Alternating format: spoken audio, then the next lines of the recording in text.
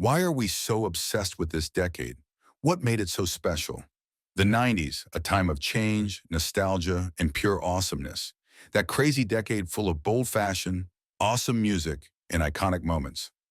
While some trends might pop up again, many of those amazing things are gone forever.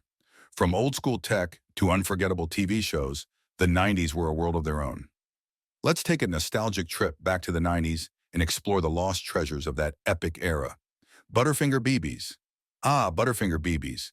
Those tiny, bite-sized balls of peanut buttery goodness that took everything we loved about the full-size Butterfinger bar and made it even easier to snack on.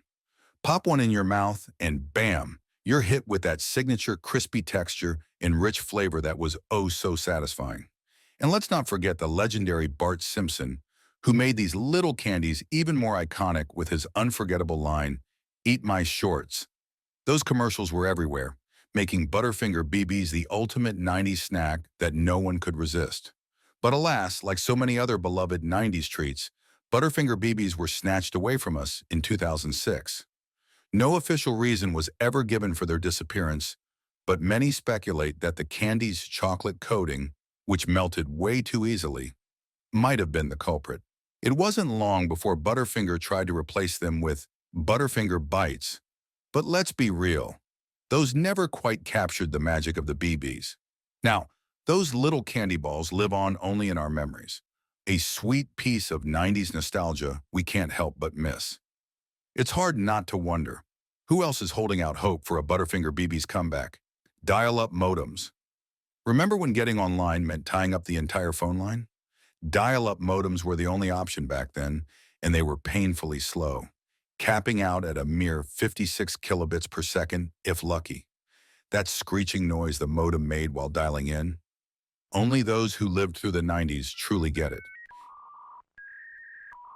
It felt like an eternity just to load a web page, and heaven forbid someone tried to make a phone call while online.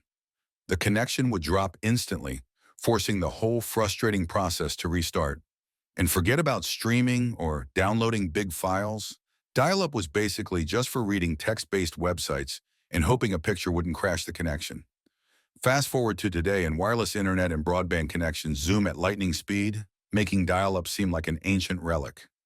No one thinks twice about waiting for a connection anymore.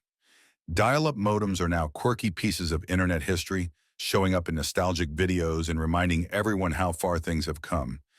Encarta Encyclopedia. The 90s, when the internet wasn't quite the powerhouse it is today, and we had to rely on cool programs like Encarta to feed our curiosity. Before Wikipedia took over, Encarta was the go-to digital encyclopedia, launched by Microsoft in 1993. Packaged on CDs and later DVDs, it was like having an entire library at your fingertips, constantly updated with thousands of articles on everything under the sun. But Encarta wasn't just a bunch of dry text. It was the definition of multimedia. Videos, images, and even fun trivia games to make learning exciting. There were also guest essays and historical documents that let you dive deep into topics with insider knowledge. It was a whole new way to explore the world from your computer, and honestly, it felt pretty futuristic at the time.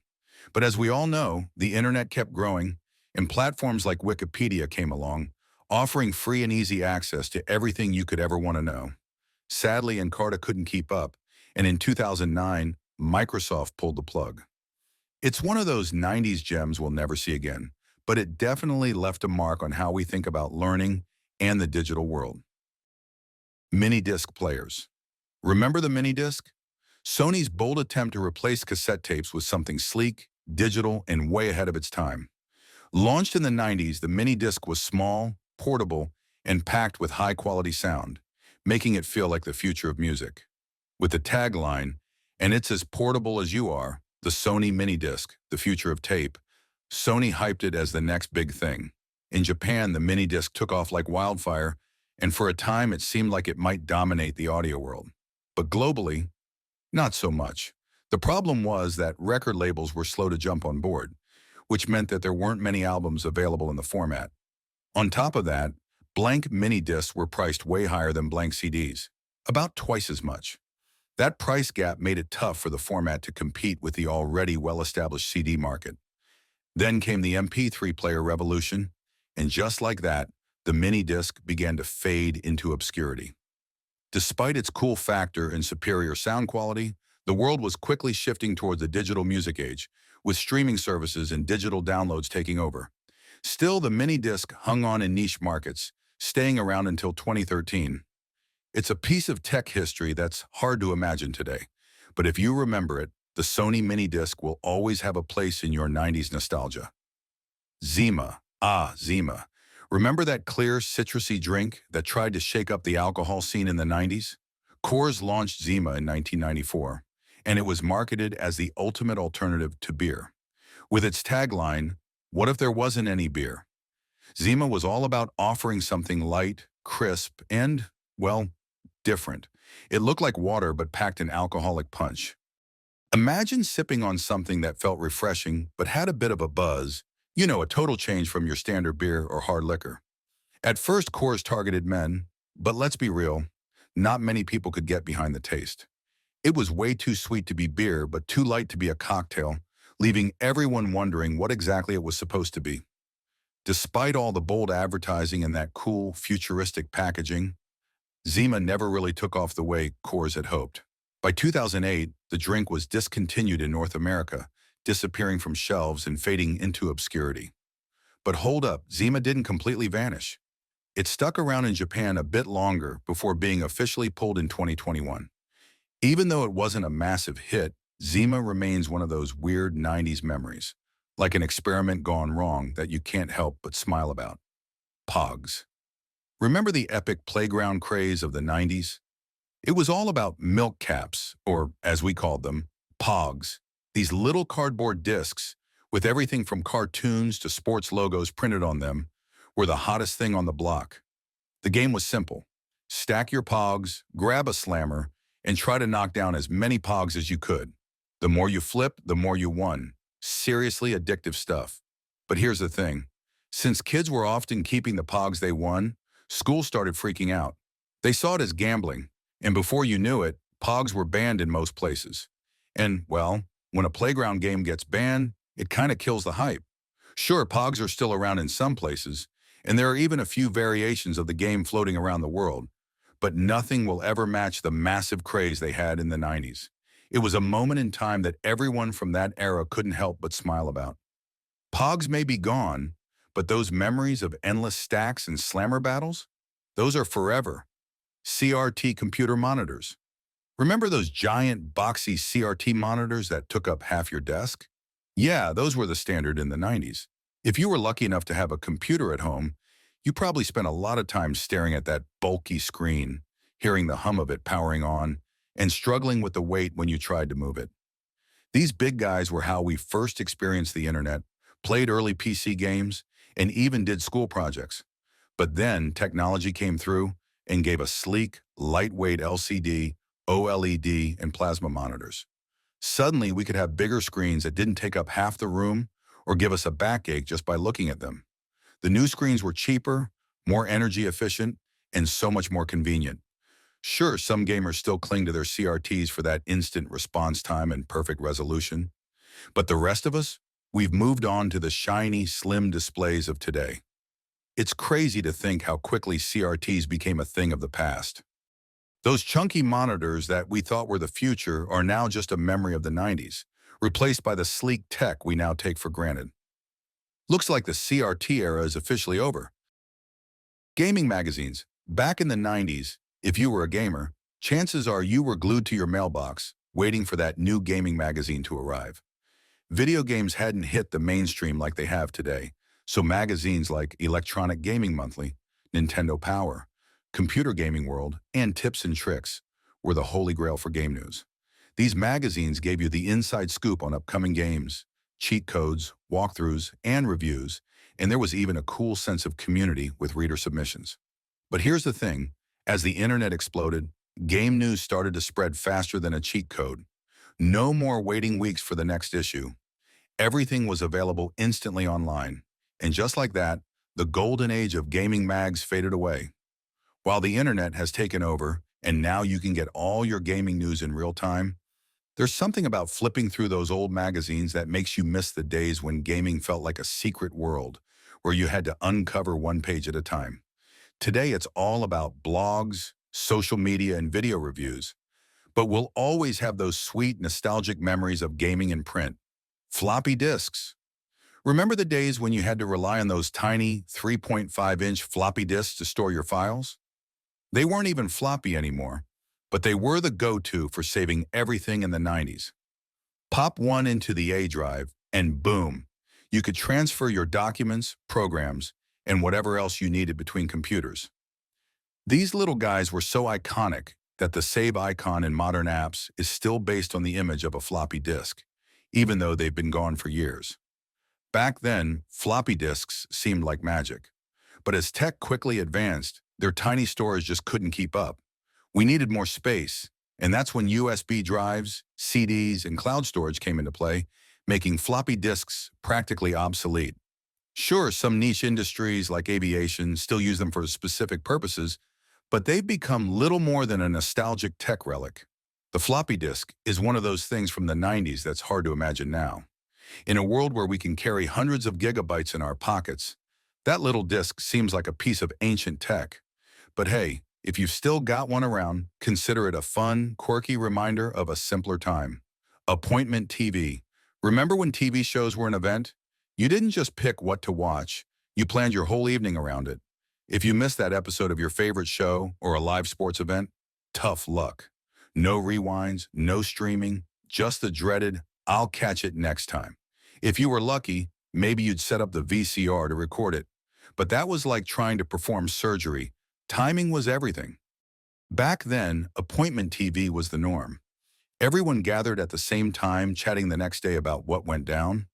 Shows that hit big had insane ratings, and everyone tuned in for that communal experience. Those were the days when people actually knew the exact airtime of their favorite shows. Fast forward to today, and we can watch what we want when we want. Thanks to streaming giants like Netflix, Hulu, and Disney Plus, we can binge entire seasons, skipping the hassle of scheduling our lives around a show. While some series still drop episodes weekly, the days of appointment TV are long gone. It's wild to think about, but those collective TV moments? Yeah, there's something we'll never see again. Y2K panic. Ah, the 90s. What a time to be alive. It's almost impossible to wrap your head around how much has changed. The fashion, the tech, the vibes. There were things about that decade that are just gone. And while we're all about nostalgia, some of those 90s moments are things we'll never see again. Take Y2K, for example. Remember the chaos leading up to the turn of the millennium? People were stocking up on food, water, and anything else they thought they'd need to survive the tech apocalypse. Everyone was convinced that computers would freak out and send us all into some post-apocalyptic nightmare.